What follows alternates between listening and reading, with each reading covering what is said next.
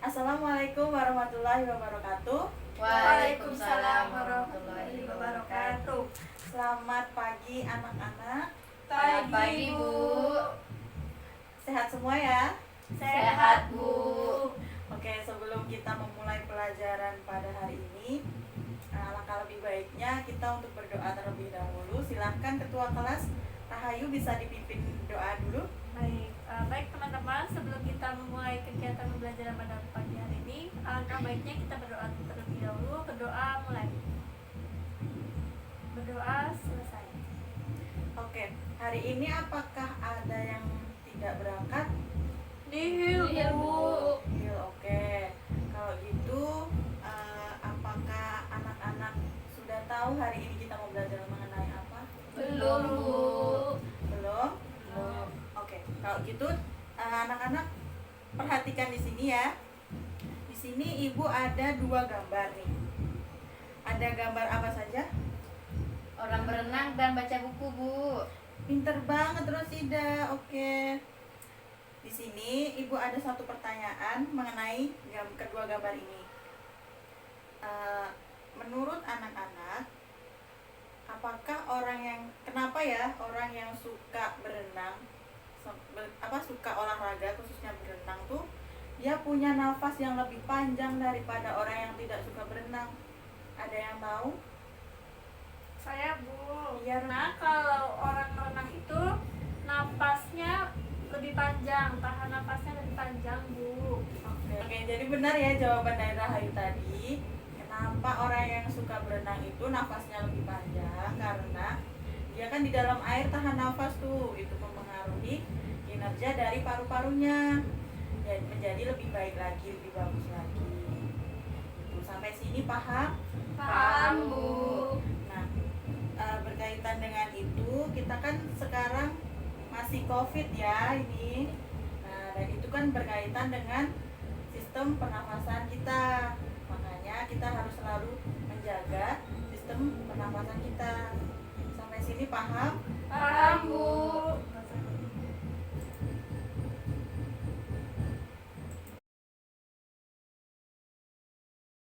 Oke, baik. Tadi Ibu menyinggung soal ada kata-katanya paru-paru. Nah, apakah anak-anak sudah tahu sekarang kita mau belajar mengenai apa? Sistem pernapasan, Bu. Bagus sekali, pintar sekali. Ya, benar sekali ya. Hari ini kita akan belajar mengenai sistem pernapasan. Oke, sebelumnya Ibu akan menyampaikan terlebih dahulu mengenai tujuan pembelajaran kita pada pagi hari ini. Yaitu nanti anak-anak tuh dapat mengemukakan pemahamannya mengenai apa sih itu sistem pernapasan pada manusia. Terus anak-anak dapat menyebutkan organ dari pernapasan itu apa saja.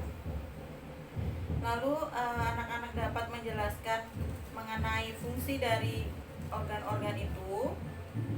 Dan nanti ada diskusi juga, demonstrasi. Anak-anak dapat mengetahui proses inspirasi dan ekspirasi itu prosesnya seperti apa.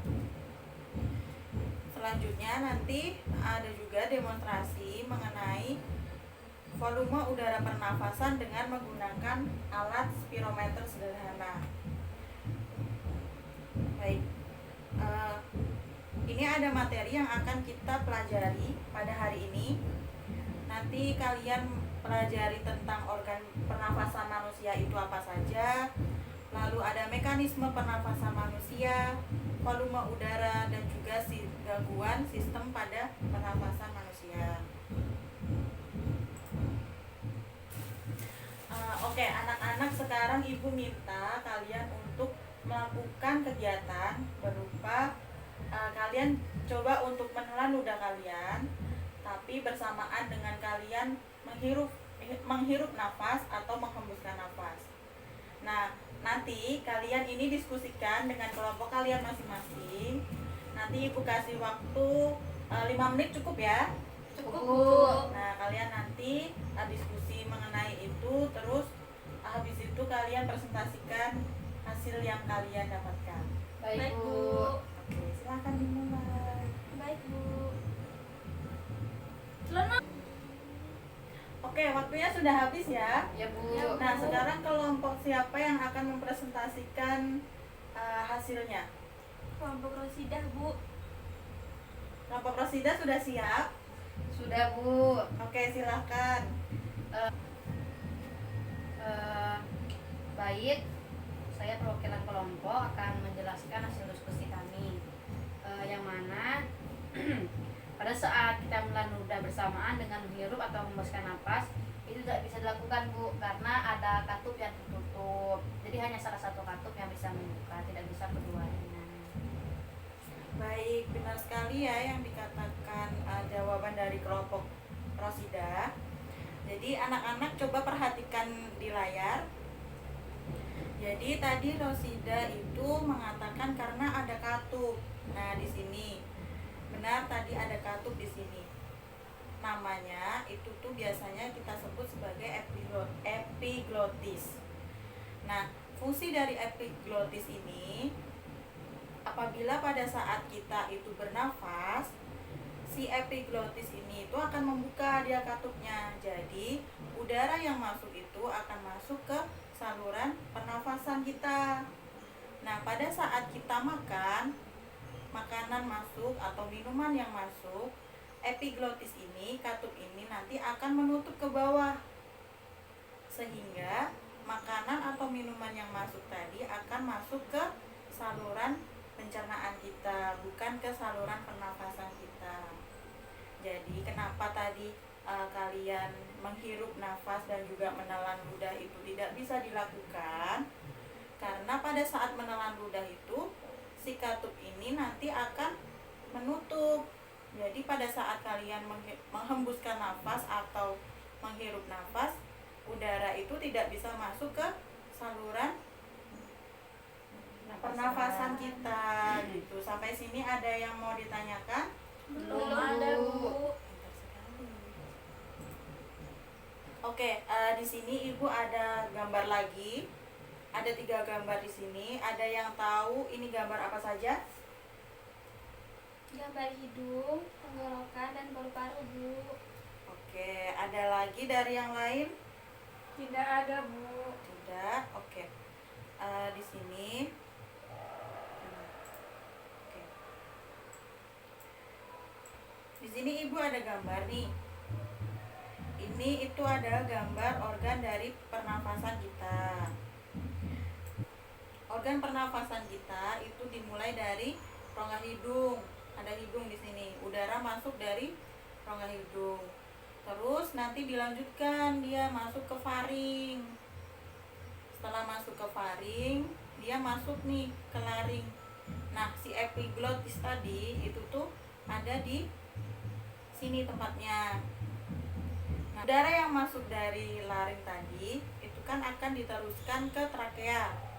Di trakea ini nanti akan diteruskan ke bronkus dan akan dilanjutkan ke bronkeolus. Di sini nanti cabang, ada yang ke kanan dan ke kiri di paru-paru nanti. Dan nanti udara itu akan berakhirnya tuh di alveolus. Pertukaran udara itu akan terjadi di paru-paru di alveolus tersebut.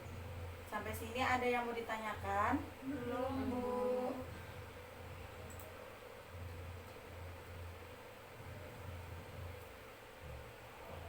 Baik, sekarang kita lanjut lagi ke materi yang selanjutnya, yaitu mengenai mekanisme pernafasan pada manusia. Nah, sekarang Ibu minta untuk kalian berdiskusi lagi untuk mendiskusikan mengenai proses mekanisme inspirasi itu seperti apa dan ekspirasi itu seperti apa. Ibu kasih waktu kalian 10 menit cukup ya? Cukup, Bu. Oke, sekarang boleh berdiskusi. Waktunya sudah selesai ya. Sekarang kelompok dari siapa yang mau mempresentasikan hasil dari diskusinya? Saya, Bu. Oke, kelompok Rahayu silakan. Baik, Bu, hasil dari diskusi kelompok saya yaitu pada inspirasi pernapasan dada, bila otot antar tulang rusuk berkontraksi, maka tulang-tulang rusuk terangkat sehingga volume rongga dada membesar. Akibatnya, paru-paru mengembang dan tekanan udara di paru-paru mengecil, sehingga udara di luar yang mempunyai tekanan lebih besar masuk ke dalam paru-paru. Sedangkan pada proses inspirasi pernapasan perut terjadi apabila diafragma berkontraksi sehingga menyebabkan diafragma mendatar, maka rongga dada membesar. Keadaan ini menyebabkan tekanan udara di paru-paru mengecil karena paru-paru mengembang sehingga udara dari luar masuk. Iya, benar sekali ya yang mengenai jawaban dari kelompok Rahayu tadi. Anak-anak di sini coba perhatikan ya. Kita mulai dulu dari mekanisme inspirasi pernafasan dada. Nah, pada otot antar tulang rusuk ini berkontraksi, itu tulang rusuk di sini itu akan terangkat ya, sehingga volume dari rongga dada ini itu akan membesar, dia akan mengembang. Akibatnya apa? Akibatnya paru-paru itu juga akan mengembang dan tekanan udara di paru-paru itu akan mengecil, sehingga udara yang dari luar itu akan masuk ke dalam dan masuk ke dalam paru-paru. Itu inspirasi pernafasan pada dada. Terus pada pernafasan perut, di sini ada yang namanya diafragma. Pada pernafasan perut ini, di sini ada tanda panah ke bawah, di mana nanti diafragma ini itu akan berkontraksi dan dia itu akan mendatar. Nah, pada saat dia mendatar itu, rongga dada itu akan membesar di sini. Keadaan ini nanti yang akan menyebabkan udara yang dari luar itu masuk ke dalam paru-paru. Seperti itu. Dari sini apakah ada yang mau ditanyakan mengenai mekanisme inspirasi? Belum, Bu.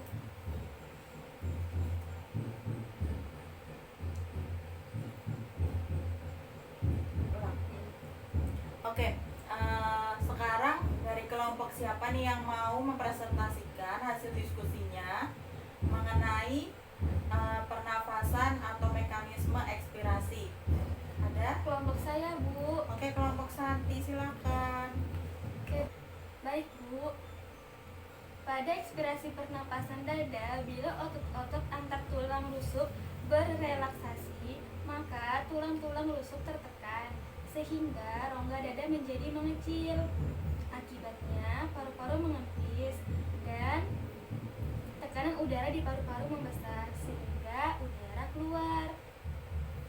Sedangkan pada ekspirasi pernapasan perut, bila otot diafragma berrelaksasi menyebabkan diafragma menjadi melengkung, maka rongga dada mengecil, sehingga tekanan udara di paru-paru membesar dan mengempis sehingga udara keluar.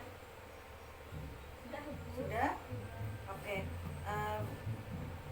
Benar ya yang di jawaban dari kelompok Santi tadi. Di sini ada gambar lagi mengenai mekanisme ekspirasi. Mekanisme ekspirasi ini itu kebalikannya mekanisme inspirasi. Inspirasi tadi kan udara masuk atau pada saat kita bernafas. Sedangkan mekanisme ekspirasi ini nanti udara akan keluar atau pada saat kita menghembuskan nafas. Prosesnya itu kebalikannya dengan proses inspirasi yang sudah dijelaskan oleh perwakilan kelompok dari Santi tadi. Di sini pada pernafasan dada, otot di tulang rusuk ini, antar tulang rusuk ini, dia akan berelaksasi sehingga tulang rusuk ini akan tertekan gitu. Dan rongga dada itu akan mengecil yang mengakibatkan paru-paru ini akan mengempis dan tekanan udara di paru-paru ini itu akan membesar sehingga udara nanti akan keluar. Itu untuk pernafasan dada. Pada saat pernafasan perut, Di sini ada otot diafragma dan di sini ada panah ke atas ya. Kalau tadi itu panahnya ke bawah, yang artinya ototnya itu mendatar. Pada saat ekspirasi ini ototnya keangkat ke atas atau ini nanti akan membentuk atau melengkung gitu ya.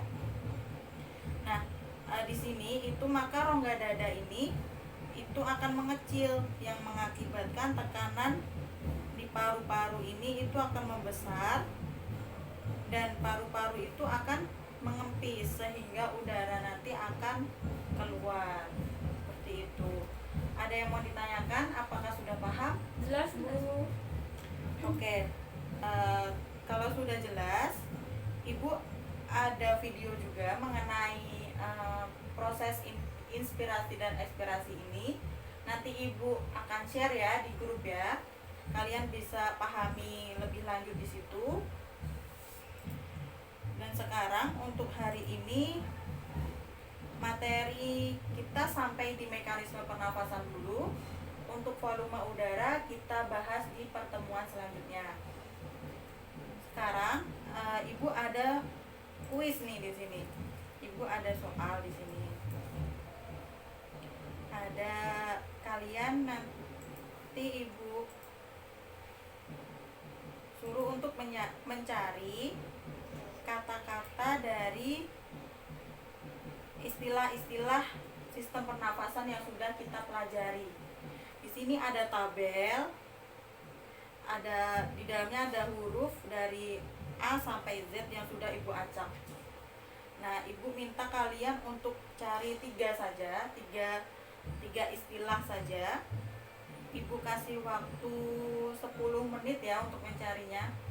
Atau terlalu banyak, 5 menit saja? 5 menit saja, Bu. Oke, sudah pintar-pintar anak ini. Kalian boleh mencarinya ya dari sekarang. Oke. Saya, Bu. Oke, Santi mau menjawab.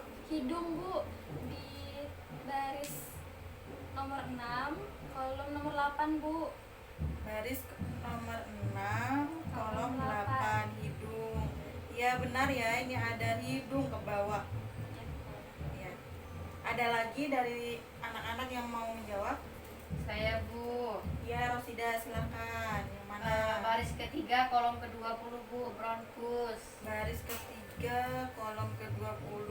Oh iya, di sini ada bronkus ya ke bawah ya. Benar ya? Bu.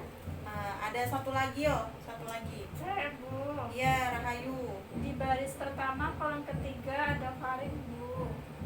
Baris pertama kolom ketiga. Ya, benar juga ada faring ke bawah. Oke, kalau gitu sudah benar semua. Di sini itu ada 10 jawaban. Nanti karena tadi sudah disebutkan 3, sisanya nanti bisa untuk tugas kalian di rumah dan besok kita bahas lagi.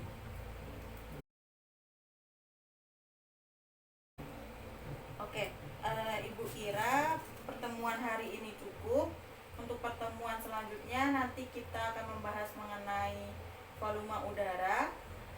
Nanti bisa pakai alat spirometer sederhana, kalian bisa coba besok. Untuk sekarang Ibu mau dari anak-anak untuk menyimpulkan kita sudah belajar mengenai apa tentang hari ini. Ada yang mau menyimpulkan? Saya, Bu. Ya, Rosida silakan. Jadi hari ini kita mempelajari tentang organ pernapasan, Bu. Jadi organ pernapasan itu ada hidung, faring, laring, trakea, bronkus, bronkoilus dan juga trakea. Kemudian kita juga mempelajari tentang mekanisme pernapasan, yaitu ada pernapasan dada dan juga pernapasan perut, ekspirasi dada dan perut, Bu. Ya, ada lagi dari anak-anak yang mau menyimpulkan apa sudah sependapat, setuju sama pernyataan atau pendapat dari Rosida? Sudah Sama, setuju, Bu. Bu. Sudah sama. Oke, kalau gitu kita cukupkan sampai di sini, sampai ketemu lagi di pertemuan selanjutnya. Ibu cukupkan sekian. sebelumnya kita berdoa dulu. Silakan ketua kelas buat memimpin berdoa. Baiklah teman-teman, karena pembelajaran hari ini sudah berakhir, marilah kita berdoa. Berdoa dipersilakan. Berdoa selesai. Baik, karena waktunya sudah habis, kita ketemu lagi besok. Ibu akhiri. Wassalamualaikum warahmatullahi wabarakatuh. Waalaikumsalam warahmatullahi wabarakatuh. Terima kasih Bu. Terima kasih, Bu. Terima kasih Bu.